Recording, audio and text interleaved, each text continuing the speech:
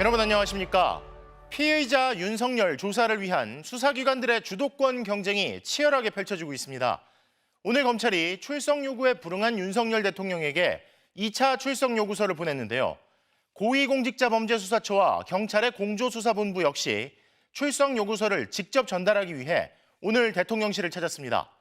하지만 직무정지된 대통령 측은 출석 요구서 수령조차 거부하고 무응답으로 버티고 있습니다.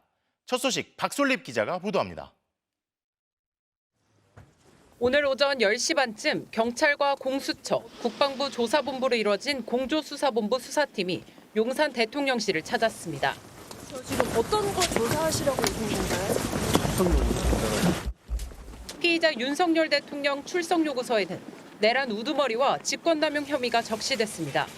18일 모레 오전 10시까지 과천 정부청사 공수처 사무실로 나와 조사를 받으라는 내용입니다. 하지만 대통령 비서실은 수령을 거부했습니다. 대통령께서 직무가 정지된 상태에서 출석 요구서를 전달하는 업무가 비서실의 업무인지 판단이 서지 않는다라고 해서 공조수사본부 수사팀은 서울 한남동 대통령 관저로 이동했습니다. 하지만 관저에서도 윤 대통령에게 출석 요구서를 전달하지 못했습니다. 이번에는 대통령 경호처가 업무 소관이 아니라는 이유를 밝힌 것으로 전해졌습니다.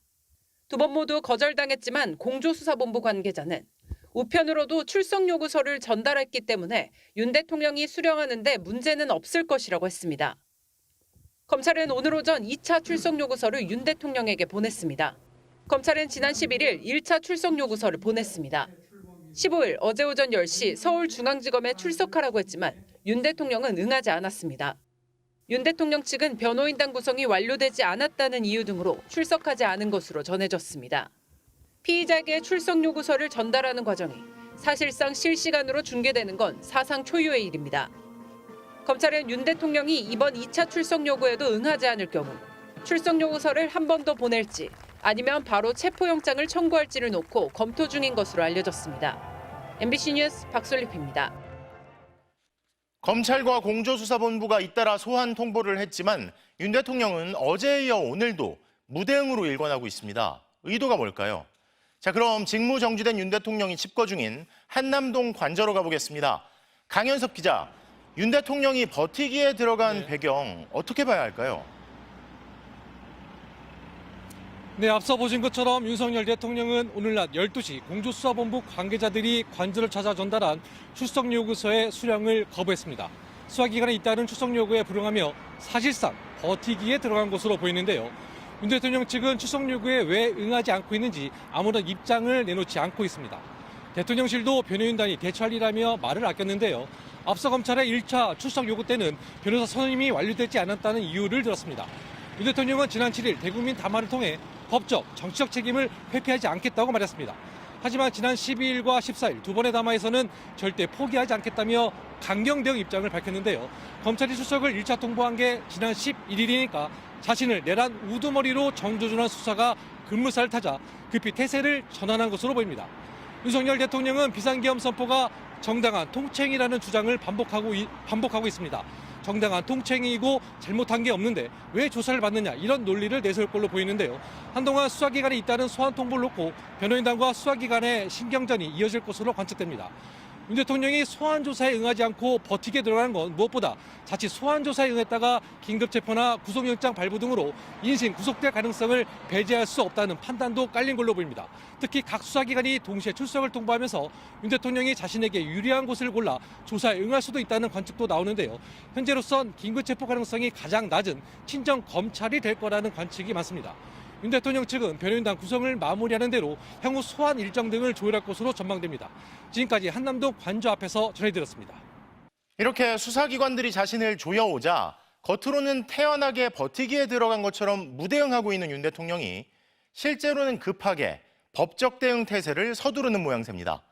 소환 임박이란 관측이 나오는데도 대형 로펌들이 변호를 꺼리자 결국 대통령과 근무연이 있는 검찰 출신 인사들로 방어에 나서는 분위기인데요. 과거 선배 검사였던 김홍일 전 방송통신위원장 등으로 변호인단이 꾸려질 전망입니다. 구승은 기자가 보도합니다. 검찰의 1차 소환 통보에 대해 변호인 선임을 완료하지 못했다는 이유로 응하지 않았던 윤석열 대통령. 특수통 검사 선배인 김홍일 전 방송통신위원장을 중심으로 내란죄 수사와 재판, 탄핵 심판을 맡을 변호인단을 꾸리고 나섰습니다. 윤 대통령 변호인단 측은 가칭 윤 대통령 변호인단 대표를 김홍일 전 위원장이 맡을 예정이라면서 내부 입장을 정리해 가급적 빨리 밝히겠다고 공지했습니다. 대검 중수부장 당시 윤 대통령의 직속 상사였던 김 전 위원장은 윤 대통령이 평소 가장 신뢰하는 검사 선배로 꼽을 만큼 각별한 사이로 알려져 있습니다. 지난 대선 땐 윤석열 캠프 정치 공작 진상규명특위 위원장을 맡았고 이동관 전 위원장 후임으로 방통위원장에 올랐지만 야당이 탄핵을 추진하며 자진 사퇴했습니다. 지난 4월 총선 당시 국민의힘 경선에서 탈락한 윤갑근 전 대구고검장도 변호인단에 합류할 예정인 것으로 전해졌습니다. 대통령 서울대 법대 동기이자 민주평통 사무처장을 지낸 석동현 변호사는 당장 합류하진 않고 법률 자문을 도울 예정입니다.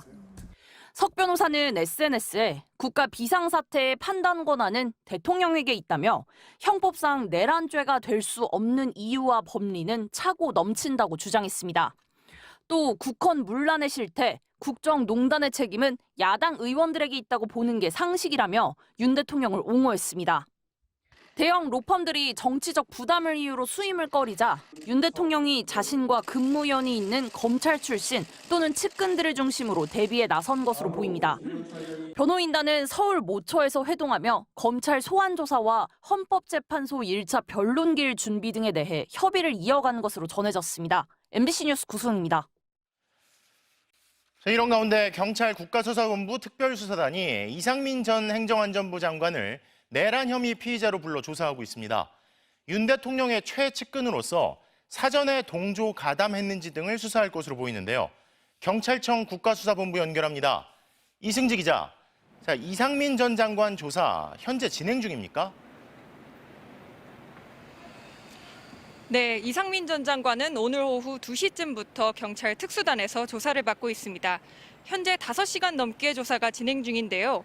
경찰은 이 전 장관을 지난 8일 출국 금지시킨 데 이어 오늘 본격적으로 내란 혐의 수사에 착수했습니다.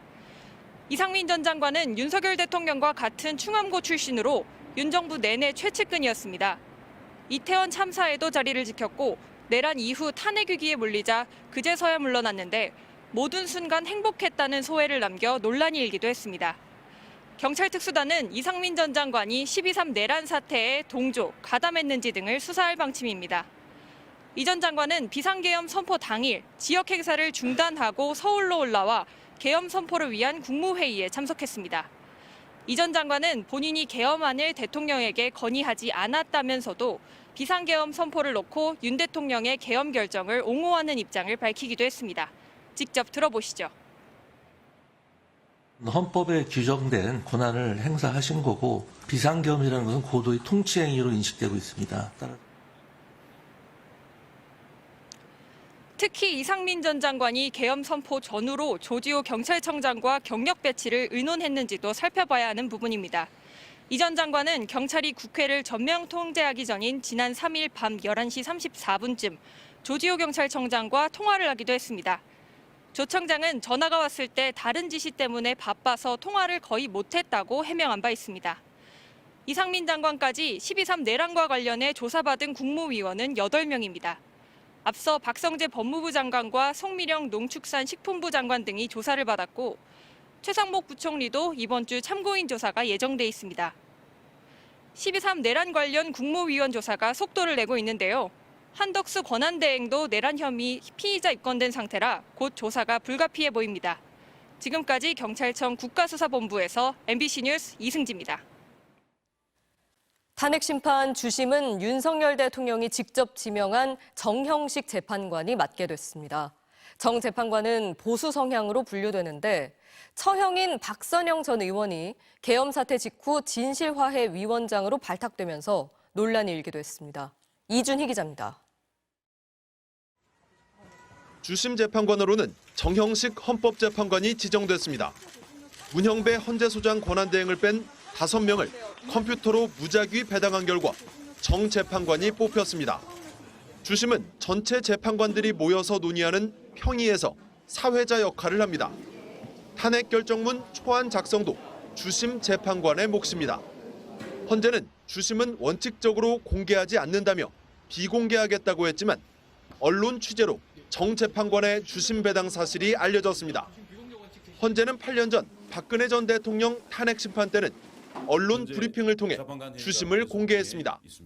헌법재판관은 대통령과 대법원장, 국회가 3명씩 지명하는데 대통령목 3명 중 문형배 권한대행, 이미선 재판관은 문재인 전 대통령이 지명했습니다.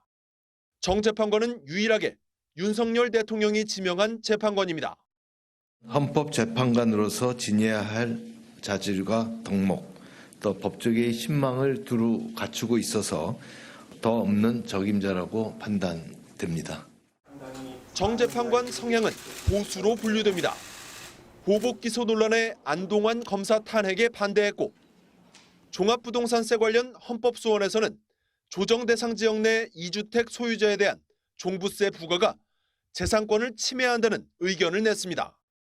지난 8월 기후소송에서는 정부의 현행 온실가스 감축 목표에 대해 위헌 확인을 하자고 주장해 정부의 책임을 적극적으로 인정하는 의견을 냈습니다. 계엄 사태 직후에는 윤 대통령이 정 재판관 처형인 박선영 전 의원을 장관급인 진실화훼 위원장으로 임명하면서 논란이 일기도 했습니다.